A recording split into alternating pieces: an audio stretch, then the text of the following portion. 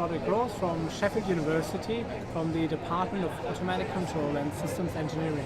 Well, it's always fascinating to see some of the emerging technologies and new gadgets and inventions at the Gadget show, and this looks really interesting. We've got a series of robots here, and this is about putting biological ideas into a robot form, isn't it? Tell us more. It's true. So it's really emergent, as we say. So you have lots of simple devices, and they are not very complicated like a human or humanoid robot, but they are yet able to do sophisticated things by just the sheer number of them interacting with each other.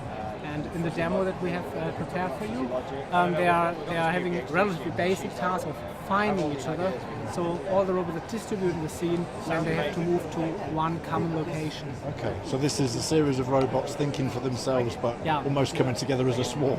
Yes, absolutely. Fantastic. Well, talk us through what's happening then. So I will start these robots with a remote controller. So and you will see them starting in random direction at the beginning, and then they end up all in a single cluster. And the exciting thing is here that they can do this without any computation. So these robots do not even have any memory. I mean, they have in principle, but they do not make use of any memory for this particular behavior. They are just very basic reactive rules that brings them always together in a single cluster. And this is a type of thing that you could put on a robot at a much smaller scale, sub-millimeter scale, nanoscale even, where the robots are moving around in the body without any calculators, and then yet you want them provably to do some things like come to a cancer cell, to remove something or to repair something.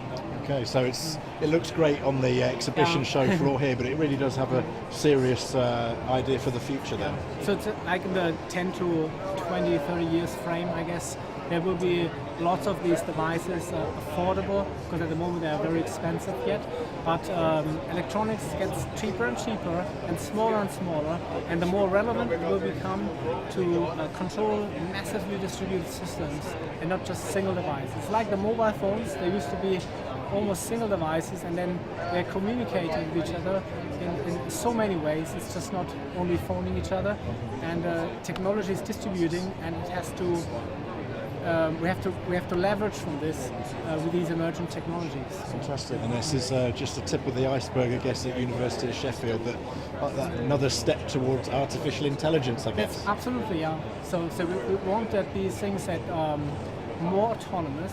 At the moment, there's no risk involved in this because it's all in the laboratories.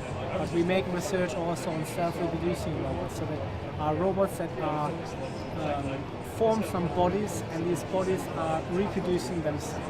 Nothing to be scared of in a sense, because they are not very smart.